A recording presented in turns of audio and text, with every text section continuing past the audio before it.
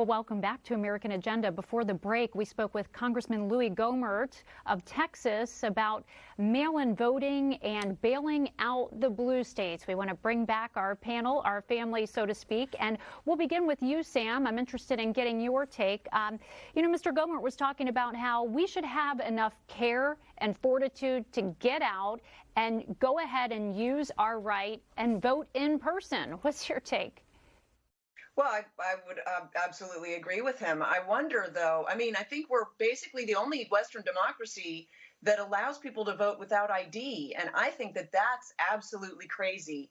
And it diminishes the value of the vote, frankly, in the voters' eyes. Sam, where are you? Excuse me for interrupting you, but where are you? Because I live in Tennessee and we have to show like an ID or something. I was just curious where you can vote without an ID. It's around the United States. I'm actually in Tampa. I haven't voted here yet because I'm brand new here.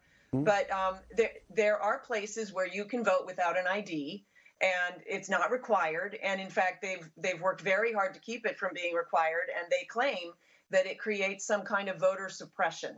And I'd like to know, frankly, what that means. How are we suppressing people from voting?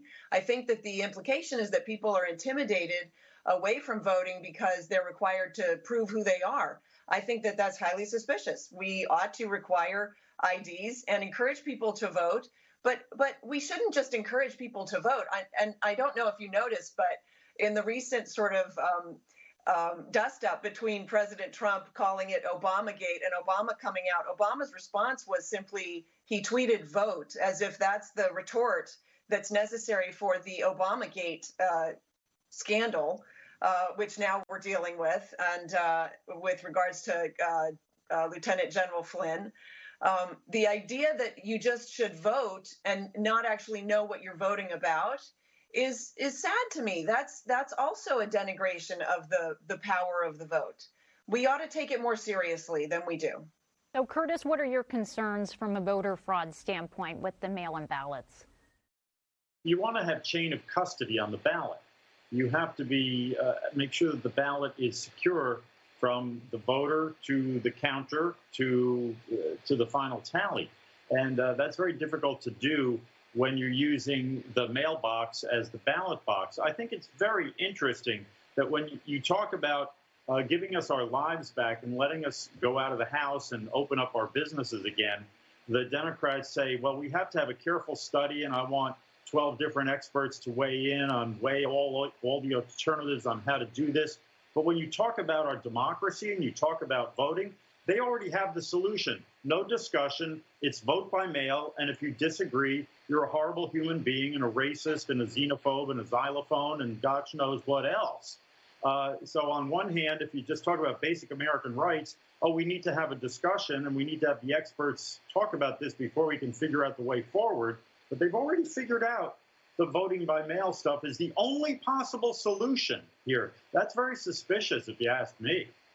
Yeah, Boyd, there doesn't seem to be a great history, though, even when a couple years ago they put together a committee, they didn't find a lot of fraud.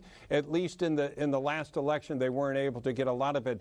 But this would be a different process using essentially, all mail-in ballots. Does that lend itself toward having more fraud? Well, yeah, absolutely. Boyd, go ahead, sir. Yeah, that's definitely the test, is can you ensure the security of that throughout the process? We've actually had some success here in the state of Utah with vote by mail, and they've been able to do that. But again, that's very targeted, very local. Doing this instantly, as you say, as a broad brush to the country, there are a lot of concerns there. I'm old school. I always want to show up and do it. Yeah, me too. I'm with you. Nothing that makes you feel more American, right?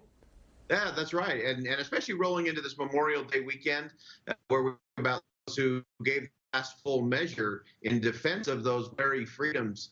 It is a good time for us to reflect and remember that. And I think this is a we the people issue as well. We've mentioned how few are voting.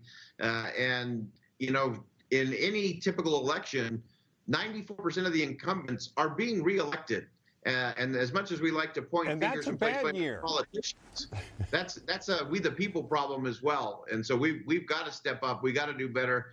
But we have to have confidence in the process, which is whatever the voting system is. If the people don't have confidence in it, then they're definitely not showing up to vote. By the way, folks, we're looking right now, the president entertaining some business leaders, talking about a transition to greatness, discussing some of the issues at hand, certainly in Michigan and across the country, as we try to, I think if you're going to call it transition to greatness, a lot of folks look at this week, at least I do, as getting back to work, trying to get people not you know, Sam, what I don't like about the whole approach the Democrats have talked about giving you money is kind of paying for you to stay at your home. And I think the approach that a lot of other people want to make is, how do we allow people to get back to work? Well, I think one of the things that we have to do is, I think We've got about 30 important. seconds. I'm sorry. I just found this out, but about 30 seconds. I'm sorry, Sam. Well, the Democrats are supportive of a UBI, and so this is basically their path to the UBI. And I think it's important we take a step back and look at a universal basic income for people who don't know. That's exactly right. And so they're replacing the minimum wage with a $15 guaranteed wage. That's their goal. And they've taken a very big step in that direction. I think it's very dangerous. It's also, it doesn't value humans. Like we ought to value people for what they can do. And show that and allow themselves to value themselves for hard work. All right, we're going to take a break here, folks, and come back. We'll keep tabs on what the president is doing.